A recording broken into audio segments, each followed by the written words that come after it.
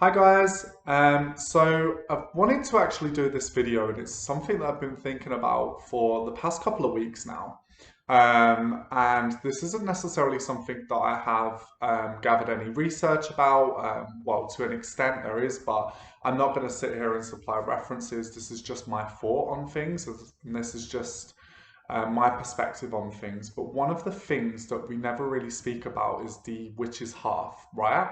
So the hearth in which the witch would work. And ever since being a child, particularly the film Sleepy Hollow sticks in my mind because it was one of the first films I actually saw about witchcraft, which completely terrified the other kids. But I was like, I love this. Like, it was very evocative, very beautiful. The way that she took her son to the fireplace and was like, "Come here," and was like, really like mysterious. And inscribed these like symbols onto the ground of the hearth and burning dried flowers, as they go up in a puff of smoke, and it's all very mysterious and magical. But the hearth in witchcraft is actually something that doesn't really get talked about as much. So that's another reason why I want to talk about this within your witchcraft and within your workings, because I have never had a hearth. This is actually the first time I've had a hearth. I've had a working hearth, and this is something for me which is um, just incredible. That's it there. It's Victorian. It has all original features, and I'm so lucky to have it in this stunning, stunning flat that I am living in. But it's a really, really beautiful hearth. It's stunning. It's a beautiful fireplace. Um, now, one of the things I wanted to talk about is one of the reasons why the hearth, why the fireplace can be utilized really, really well within witchcraft and folk magic, because the hearth originally was the foundation of the place. It was where everybody congregated. Nowadays, sadly, it's TV. Um, but the point is, like, it was the place, the foundation. It was where people went to cook food. It was where people went to gather when they were cold. Like, it was when people used to sit by the fire and tell stories. Like, the foundations of the home is the hearth. So that's one of the reasons why it's so powerful. Because if you are working a charm and a conjuration, then what place better to do it than a place that is literally the foundation of the home? So when you are laying a spell onto the foundations of things, that's when you're really setting it in stone. Not only that, but if you think about a chimney, a fireplace, and the chimney going up, if you think about that in itself, like the stang, I'm like that. Sorry, like the stang in itself is an axis mundi. The stang in itself is a world tree. So it represents that a medium in which we are able to climb up and down the spirit world, a medium in which we are able to connect to the spirit world. So that a hearth can easily be worked and utilized as an axis mundi. You can have access to spirits through working the hearth. The other part of it as well, if you think about it, when you work a conjuration and when you work a spell or a charm, whatever it is, whether it's for healing, whether it's for money, whether it's for luck, whether it's for love, whether it's for jobs, it doesn't matter. Whether it's a malediction, like the point is, when you work that, you have to think about what happens. When you light a fire on the hearth, the smoke rises up and it goes out and it is dispersed into the land.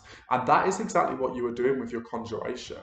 When you conjure for something, when you work a spell, when you work a charm, your intentions, your energy, your power that you put into this conjuration rises up and disperses into the world around you. And that is really, really powerful. I've also heard some people saying, oh, yeah, but I don't have a working fire, it's only a gas fire. Ours can be both. It's bisexual. So we basically it is a gas fire through and through, but we are able to take coals out of it and we get a fire safe bolt and we can utilize that as a working hearth. And I've actually done conjurations using the gas fire. Doesn't matter.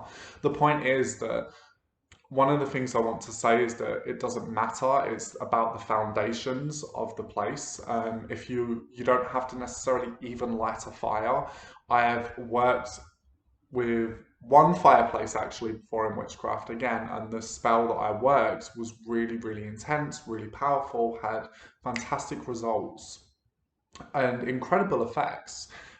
So that's one of the things, like, it doesn't even have to work. It's the fact that it is literally that foundation. It's the fact that literally it rises to the top. It is an axis mundi.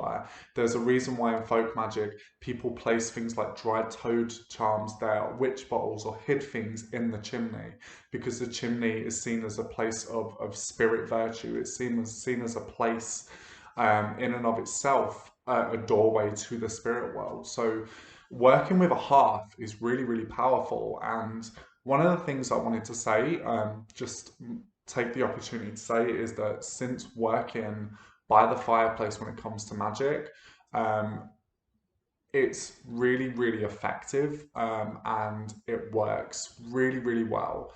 Of course, people will say, well, look, I don't have a hearth, and a lot of people don't.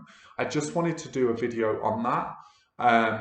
What you can do is you can get some like church candles like these, and you can set up stones, and you can kind of create your own hearth. But the main thing really is about an actual working hearth, and that's what I am talking about today, because it's something that I haven't really spoken about, and it's something that actually I have always craved within my practice. It's something I've always felt that would really help my practice.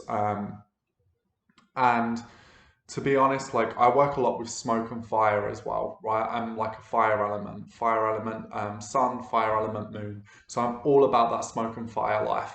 But the point is, like, when you work with fire and smoke and there is that medium going up, it's pretty powerful. So I just wanted to talk about that. And so yeah, like, if you have a hearth in your house and you're like, where should I cast my spells? Where should I do my conjurations? Give it a go.